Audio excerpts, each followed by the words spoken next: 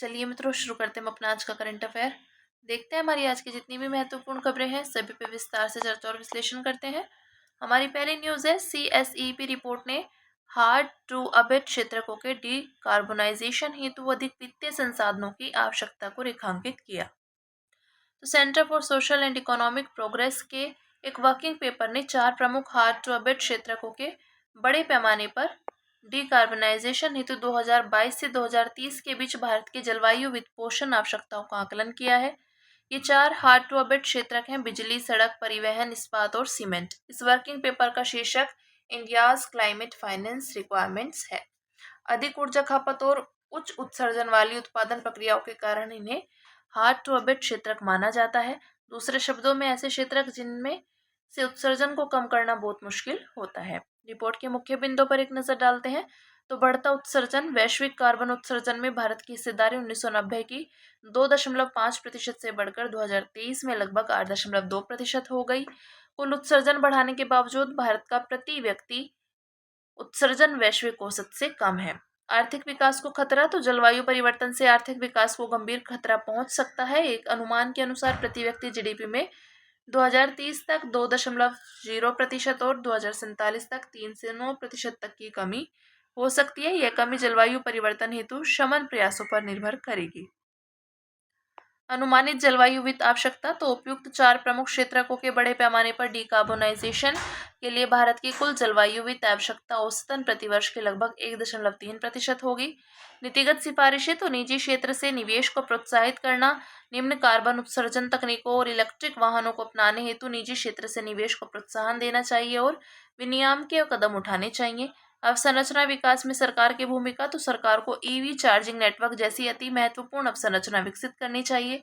साथ ही उसे विद्युत क्षेत्र में ग्रिड प्रबंधन और बैटरी स्टोरेज के अनुसंधान एवं विकास में तथा हाइड्रो पंप स्टोरेज में निवेश करना चाहिए। अंतर्राष्ट्रीय सहयोग को बढ़ावा, तो हाइड टू अबेट क्षेत्रकों में कार्बन कैप्चर एंड स्टोरेज प्रौद्योगिकी के आदान प्रदान हेतु वैश्विक सहयोग आवश्यक है। फिर नेक्स्ट है, उत्तर पश्चिमी भारत में टू सिस्टम इंटरेक्शन या 2 प्रणालियों की परस्पर क्रिया नामक मौसमी घटना के कारण भारी वर्षा और भूस्खलन हुआ। तो आईएमडी ने बताया कि मानसून ट्रफ और एक सक्रिय पश्चिमी विक्षोभ के संगम के कारण यह स्थिति बनी है। इसे ही टू सिस्टम इंटरेक्शन कहा जाता है। इसमें 2 अलग अलग मौसम प्रणालियां मिलकर मौसम में तेज बदलाव लाती हैं, जिससे अचानक भारी वर्षा और भूस्खलन जैसी आपदाएं घटित होती हैं। यह परस्पर क्रिया तब और तीव्र हो जाती है जब अतिरिक्त परिसंचरण अरब सागर और बंगाल की खाड़ी दोनों में नमी सोखकर उसे हिमालय की तराई तक ले आती है। मानसून ट्रफ और उसका प्रभाव, तो मानसून ट्रफ उत्तर पश्चिमी भारत में से बंगाल की खाड़ी तक फैला एक लंबा निम्न दाब क्षेत्र है। यह कानूनी हवाओं की एक अर्धस्थायी विशेषता की तरह काम करता है। जब यह ट्रफ दक्षिण की ओर खिसकता है तो आमतौर पर पूरे भारत में सक्रिय मानसून की स्थिति देखने को मिलती है। उपयुक्त परस्पर क्रिया के दौरान मानसून ट्रफ का पश्चिमी छोर अपनी सामान्य स्थिति पर तथा जबकि पूर्वी छोर अपनी सामान्य अवस्थिति से थोड़ा दक्षिण की ओर था। पश्चिमी विक्षोभ और उनके प्रभाव देखते हैं। तो पश्चिमी विक्षोभ निम्न दाब प्रणालियां हैं जो आमतौर पर सर्दियों में पश्चिम से पूर्व की ओर बढ़ती हुई उत्तरी भारत पर अपना प्रभाव दिखाती हैं तथा अपने साथ बादल तथा वर्षा लेकर आती हैं।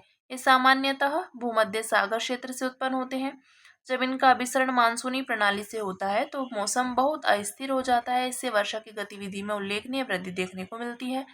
पश्चिमी विक्षोभ उत्तर पश्चिम भारत में एक चक्रवर्ती परिसंचरण के रूप में दिखाई देता है। फिर नेक्स्ट है, प्रधानमंत्री ने वोकल फॉर लोकल को विकसित भारत का मार्ग बताया। तो प्रधानमंत्री ने देशवासियों से आगामी त्योहारों के सीजन में स्वदेशी वस्तु को खरीदने और आत्मनिर्भर भारत के मार्ग पर चलकर विकसित भारत के सपने को साकार करने की अपील की। वोकल फॉर लोकल का अर्थ है कि देश अपनी जरूरतों की वस्तुएं स्वयं बनाए, उनका स्वयं इस्तेमाल करे और उत्पादन व आपूर्ति में आत्मनिर्भर बने। भारत के लिए वोकल फॉर लोकल और आत्मनिर्भर भारत की आवश्यकता क्यों है? तो आर्थिक अनिवार्यताएं, एक आत्मनिर्भर अर्थव्यवस्था वैश्विक व्यवधानों जैसे भू राजनीतिक संघर्षों, ट्रेड वॉर जैसे हाल ही में अमेरिका द्वारा लगाए गए अनुपातहीन टैरिफ का बेहतर ढंग से सामना कर सकती है। जनसांख्यिकीय लाभांश, तो घरेलू विनिर्माण, एमएसएमईज और कृषि क्षेत्र को मजबूत करने से भारत की युवा आबादी के लिए बड़े पैमाने पर रोजगार के अवसर उत्पन्न हो सकते हैं। राष्ट्रीय सुरक्षा, तो घरेलू तकनीकी क्षमता बढ़ाने से डेटा सुरक्षा सुनिश्चित होगी और साइबर हमलों से बचाव संभव होगा। सतत विकास, तो स्वदेशी क्षमताओं से संसाधन दक्षता सुनिश्चित हो सकती है और पुनः चक्रण को बढ़ावा मिल सकता है तथा कार्बन फुटप्रिंट को कम करने में मदद मिल सकती है। यह जलवायु प्रतिबद्धताओं को पूरा करने में सहायक है। राजनयिक तो आत्मनिर्भरता का अर्थ अलगाववाद नहीं है, बल्कि वैश्विक स्तर पर प्रतिस्पर्धा करने के लिए शक्ति संगठित करना है। भारत फार्मा, आईटी, हरित ऊर्जा और डिजिटल समाधानों का एक विश्वसनीय आपूर्तिकर्ता बन सकता है। निष्कर्ष देखते हैं तो आत्मनिर्भर भारत का तात्पर्य अलगाववाद से नहीं, बल्कि वैश्विक अर्थव्यवस्था के साथ एक एकीकरण करते हुए आर्थिक मजबूती, सामाजिक समावेशिता, तकनीकी उन्नति और रणनीतिक स्वायत्तता सुनिश्चित करने के लिए घरेलू क्षमताओं का निर्माण करना है। आत्मनिर्भर भारत और वोकल फॉर लोकल के लिए उठाए गए कदम तो नीतिगत और संरचनात्मक सुधार। आत्मनिर्भर भारत अभियान 2020 में सकल घरेलू उत्पाद के लगभग 10% का प्रोत्साहन पैकेज, विभिन्न क्षेत्रों के लिए पहला योजनाएं, श्रम कानूनों का सरलीकरण जैसे ईज ऑफ डूइंग बिजनेस सुधार आदि। अवसंरचना और औद्योगिक विकास तो पीएम गति शक्ति मास्टर प्लान, राष्ट्रीय अवसंरचना पाइपलाइन आदि। डिजिटल आत्मनिर्भरता तो digital public infrastructure, Semicon India और इंडिया सेमीकंडक्टर मिशन आदि। वोकल फॉर लोकल को बढ़ावा देना तो प्रधानमंत्री का khadi for fashion, khadi for nation का मंत्र, जीईएम के तहत स्थानीय वस्तु की अनिवार्य खरीद, नीति आयोग द्वारा वोकल फॉर लोकल पहल, जीआई टैग वाले उत्पाद और एक जी लाइक उत्पाद योजना आदि। फिर नेक्स्ट है शंघाई सहयोग संगठन के शिखर सम्मेलन के दौरान भारत के प्रधानमंत्री और चीनी राष्ट्रपति के बीच द्विपक्षीय बैठक आयोजित हुई। भारत और चीन के नेताओं की यह महत्वपूर्ण द्विपक्षीय बैठक संयुक्त राज्य अमेरिका की टैरिफ नीतियों को लेकर बढ़ते वैश्विक तनाव के बीच आयोजित हुई है। इस तरह यह बैठक भारत चीन संबंधों को सुधारने और स्थिर करने की दिशा में नई प्रतिबद्धता का संकेत देती है। हालांकि अभी भी भारत और चीन के बीच कुछ ऐसे मुद्दे हैं जो द्विपक्षीय संबंधों को प्रभावित करते हैं, जैसे अनसुलझे सीमा विवाद, भारत का चीन के साथ अधिक व्यापार घाटा, चीन पाकिस्तान गठजोड़, हिंद महासागर क्षेत्र में स्ट्रिंग ऑफ पर्ल्स के तहत चीन की घेराबंदी की नीति आदि। भारत चीन द्विपक्षीय बैठक के प्रमुख परिणाम तो साझेदारी और स्थिरता। दोनों नेताओं ने फिर से इस बात की पुष्टि की है कि भारत और चीन विकास के साझेदार हैं, प्रतिद्वंदी नहीं।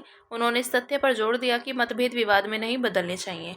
एक दूसरे के सम्मान, हित और संवेदनशीलता का ध्यान रखने पर आधारित स्थिर संबंध दोनों देशों की प्रगति तथा बहुध्रुवीय विश्व एवं एशिया के लिए महत्वपूर्ण माने गए। सीमा पर शांति और विवाद समाधान तो दोनों नेताओं ने सीमा विवाद के निष्पक्ष, उचित और एक दूसरे को स्वीकार्य समाधान के प्रति प्रतिबद्धता जताई। ये प्रतिबद्धता दोनों देशों के समग्र द्विपक्षीय संबंधों और उनकी जनता के दीर्घकालिक हितों से निर्देशित होगी। दोनों देशों की जनता के बीच संबंधों यानी P2P को मजबूती तो सीधी उड़ानों एवं वीजा सुविधा के माध्यम से P2P संबंधों को और बढ़ाने की आवश्यकता को स्वीकार किया गया। ये घोषणाएं कैलाश मानसरोवर यात्रा और पर्यटक वीजा की बहाली की अगली कड़ियां हैं। आर्थिक और व्यापारिक संबंध तो द्विपक्षीय व्यापार और निवेश संबंधों के विस्तार तथा व्यापार घाटे को कम करने के लिए राजनीतिक एवं रणनीतिक अप्रोच अपनाने पर बल दिया गया। निष्कर्ष देखते हैं तो प्रतिद्वंदिता के ऊपर साझेदारी को प्राथमिकता देना, सीमा तनाव कम होने पर संतोष जताना, सीमा विवाद समाधान के प्रति प्रतिबद्धता प्रकट करना तथा SCO और ब्रिक्स जैसे बहुपक्षीय मंचों के प्रति दोनों देशों का समर्थन जैसे उपाय वास्तव में भारत चीन संबंधों को पुनः संतुलित एवं मजबूत करने की साझा रणनीति के परिचायक हैं। फिर अगली न्यूज़ है, सरकार ने वृक्षारोपण आधारित ग्रीन क्रेडिट्स पर संशोधित मानदंड जारी किए। तो इन संशोधित मानदंडों को ग्रीन क्रेडिट्स नियम 2023 के तहत जारी किया गया है। ये संशोधित मानदंड अब केवल प्रति हेक्टेयर वृक्षारोपण पर ही नहीं, बल्कि वृक्षों की वृद्धि और उनकी उत्तरजीविता पर भी फोकस करेंगे। संशोधित मानदंडों पर एक नज़र डालते हैं तो ग्रीन क्रेडिट्स का दावा बंजर वन भूमि पर 5 साल की वन पुनः बहाली के बाद और कम से कम 40% वितान घनत्व प्राप्त करने पर किया जा सकता है। एक green credit is equal to एक नया वृक्ष यानी 5 वर्ष आयु। ग्रीन क्रेडिट्स गैर व्यापार योग्य और गैर हस्तांतरणीय है। केवल एक कंपनी अपने ग्रीन क्रेडिट्स अपनी ही सहायक कंपनी को हस्तांतरित कर सकती है। क्रेडिट्स का क्षतिपूरक वनीकरण आवश्यकताओं, कॉर्पोरेट सामाजिक उत्तरदायित्व दायित्व और परियोजनाओं विशिष्ट कानूनी वृक्षारोपण जिम्मेदारियों को पूरा करने के लिए केवल एक बार विनिमय किया जा सकता है। एक बार विनिमय किए जाने के बाद क्रेडिट्स का पुनः उपयोग नहीं किया जा सकता। ग्रीन क्रेडिट्स क्या है? तो यह पर्यावरणीय पुरस्कारों का एक रूप है जिन्हें उन व्यक्तियों संस्थाओं को दिया जाता है जो ग्रीन क्रेडिट कार्यक्रम के तहत वृक्षारोपण में हिस्सा लेते हैं। ग्रीन क्रेडिट कार्यक्रम के विषय में देखते हैं तो यह देश भर में स्वैच्छिक वृक्षारोपण गतिविधियों को प्रोत्साहित करने के लिए एक अभिनव बाजार आधारित तंत्र है। शुरुआत पर्यावरण, वन और जलवायु परिवर्तन मंत्रालय द्वारा पर्यावरण संरक्षण अधिनियम 1986 के तहत शुरू किया गया था। विशेषताएं हैं, भूमि बैंक निर्माण तो यह वन विभागों द्वारा बंजर वन भूमि के पंजीकरण के माध्यम से किया जाएगा।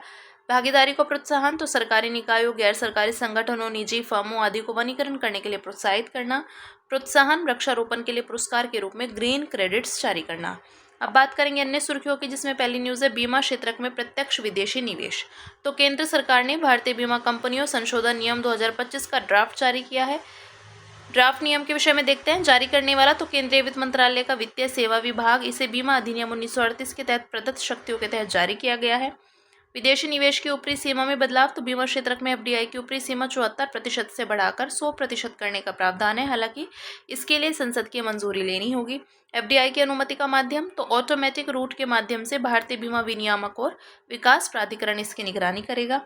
उद्देश्य बीमा क्षेत्र की विकास क्षमता को सामने लाना और इसके अनुमानित 7.1% वार्षिक विकास दर की प्राप्ति में मदद करना। फिर नेक्स्ट है मल्टी लेन फ्री फ्लो। तो भारतीय राष्ट्रीय राजमार्ग प्राधिकरण ने गुजरात में भारत का पहला multi lane free flow tolling system लागू करने के लिए समझौता किया है। ये एक प्रकार का टोल सिस्टम है जिसमें वाहनों को रोकने बिना टोल वसूल किया जाता है। इसमें फास्टैग और वाहन पंजीकरण संख्या को हाई परफॉर्मेंस RFID रीडर्स और कैमरों से पढ़ा जाता है। इसे केंद्रीय सड़क परिवहन और राजमार्ग मंत्रालय ने शुरू किया। महत्व, बाधा रहित टोल वसूली। तो टोल वसूलने के लिए वाहनों को रोकने की आवश्यकता नहीं पड़ेगी। टोल पर भीड़ भाड़ में कमी आएगी और यात्रा में कम समय लगेगा। इससे ईंधन दक्षता में वृद्धि होगी एवं उत्सर्जन में कमी आएगी। टोल वसूली में सुधार होगा और पारदर्शिता बढ़ेगी। इससे राष्ट्रीय राजमार्ग नेटवर्क अधिक स्मार्ट और तेज बनेगा। फिर नेक्स्ट है एडवांस ऑथराइजेशन स्कीम। तो केंद्र सरकार ने वस्त्र निर्यातकों को राहत प्रदान करने के लिए एडवांस ऑथराइजेशन स्कीम के तहत उत्पादकों के लिए निर्यात दायित्व पूरा करने की अवधि बढ़ा दी है। इसके विषय में देखते हैं। तो यह एक प्रकार का निर्यात प्रोत्साहन कार्यक्रम है जो निर्यात उत्पाद में भौतिक रूप से शामिल होने वाले इनपुट के शुल्क मुक्त आयात की अनुमति देता है। इसके लिए अनिवार्य गुणवत्ता नियंत्रण आदेश के अनुपालन की आवश्यकता नहीं होती है। इसमें विनिर्माता निर्यातक अथवा सहायक विनिर्माता निर्यातक से जुड़े मर्चेंट निर्यातक शामिल किए गए हैं। किसी दिए गए उत्पाद के लिए अनुमत इनपुट की मात्रा उस निर्यात उत्पाद के लिए परिभाषित विशिष्ट मानदंडों पर आधारित होती है। फिर नेक्स्ट है AFK स्कैम। तो AFK स्कैम आज देश में सबसे तेजी से बढ़ते साइबर अपराध खतरों में से एक बन गया है। इसके विषय में देखते हैं। एक प्रकार की धोखाधड़ी है। इसमें अपराधी सोशल इंजीनियरिंग का उपयोग करके लोगों को उनके मोबाइल फ़ोन पर मैलिशियस एंड्रॉयड पैकेज किट फाइलें इंस्टॉल करने के लिए बहकाते हैं। स्कैम करने वाले सोशल इंजीनियरिंग तकनीकों का इस्तेमाल करके भरोसेमंद व्यक्तियों या संस्थाओं जैसे बैंक कर्मचारियों या सरकारी अधिकारियों के रूप में अपने आप को प्रस्तुत करते हैं तथा डर या जल्दी निर्णय लेने का माहौल बनाते हैं। APK फाइलें इंस्टॉल हो जाने के बाद ठग पीड़ित की सहमति के बिना अनधिकृत वित्तीय लेन देन कर सकते हैं, जिससे भारी वित्तीय नुकसान होता है। फिर नेक्स्ट है ब्लू ड्रैगन। तो ब्लू ड्रैगन्स के कारण स्पेन के कई समुद्र तट बंद कर दिए गए। ब्लू ड्रैगन आकार में छोटे यानी 4 सेंटीमीटर लंबे और तैरते हुए समुद्री स्लग होते हैं जो महासागरों की सतह पर रहते हैं। वे आमतौर पर प्रशांत, अटलांटिक और हिंद महासागर के गर्म उष्णकटिबंधीय जल में पाए जाते हैं। मनुष्यों पर प्रभाव, तो ब्लू ड्रैगन का डंक मनुष्यों के लिए बेहद दर्दनाक हो सकता है और ये त्वचा पर लालिमा और सूजन का कारण बन सकती है तथा मतली और उल्टी हो सकती है। हालांकि इससे मृत्यु नहीं होती। फिर नेक्स्ट है डिजिटल लॉकर। तो नेशनल ई गवर्नेंस डिवीजन ने डिजी लॉकर और ई डिस्ट्रिक्ट प्लेटफॉर्म्स पर लगभग 2000 ई सरकारी सेवाओं के अखिल भारतीय एकीकरण को सफलतापूर्वक सक्षम किया है।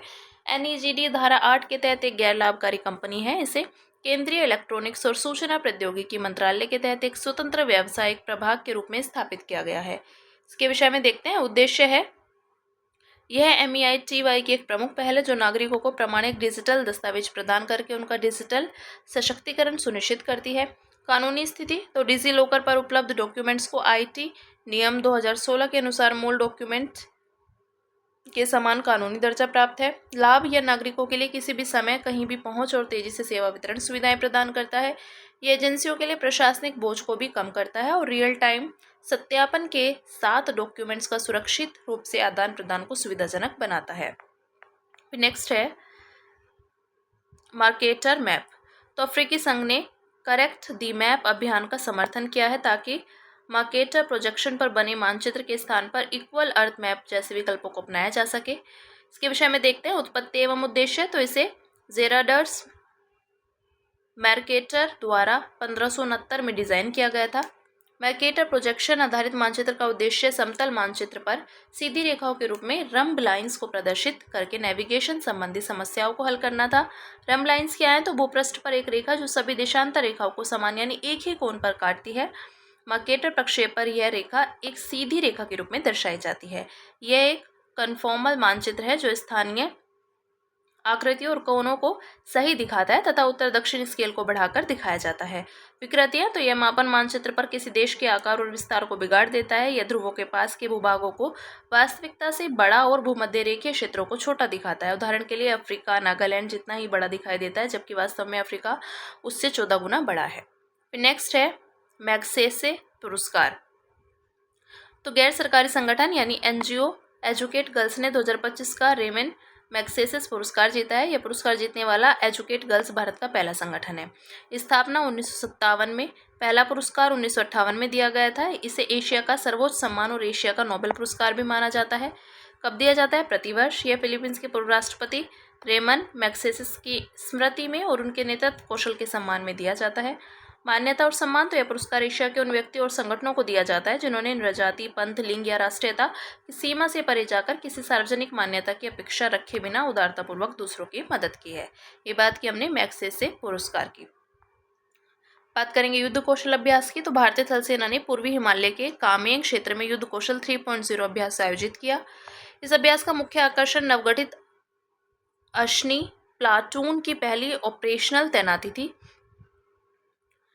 इसे अत्याधुनिक प्रौद्योगिकी को पारंपरिक युद्ध कौशल के साथ एकीकृत करके युद्ध क्षेत्र में निर्णायक बढ़त हासिल करने के लिए बनाया गया है। यह अभ्यास भारतीय रक्षा उद्योग की सक्रिय भागीदारी की शुरुआत का भी संकेत है, जो आत्मनिर्भरता के दृष्टिकोण के तहत स्वदेशी इनोवेशन को बढ़ावा देने की दिशा में एक कदम है। अब बात करेंगे अंत में सुर्खियों में रहे स्थल की, जो है Papua New Guinea, port Moresby राजधानी है इसकी। भारतीय नौसेना का युद्धपोत पापुआ न्यू गिनी के 50वें स्वतंत्रता दिवस समारोह में शामिल होने के लिए पोर्ट मोरेस्बी पहुंचा। यह दक्षिण पश्चिमी प्रशांत महासागर में एक द्वीपीय देश है। शामिल क्षेत्र कौन से हैं? न्यू गिनी के पूर्वी भाग का आधा हिस्सा, दूसरा सबसे बड़ा द्वीप है जो बिस्मार्क द्वीप समूह, new Britain, new Ireland, Admiralty द्वीप, बोगेनविल और बुका, सोलोमन द्वीप समूह का हिस्सा। भूमि सीमा, तो पश्चिम की तरफ से इंडोनेशिया से लगती है। भौगोलिक विशेषताएं, तो सबसे ऊंची चोटी बिस्मार्क रेंज में माउंट विल्हेम 4509 मीटर। भूवैज्ञानिक इतिहास, तो ऑस्ट्रेलियाई प्लेट और प्रशांत प्लेट के टकराव ने इसके भूवैज्ञानिक इतिहास को आकार दिया है। ठीक है, ये बात की हमने पापुआ न्यू गिनी की। तो हमारी आज की जितनी भी महत्वपूर्ण खबरें थी, हमने सभी पे विस्तार से चर्चा और विश्लेषण किया। अब इसी के साथ मिलते हैं कल अपनी नई खबरों के साथ।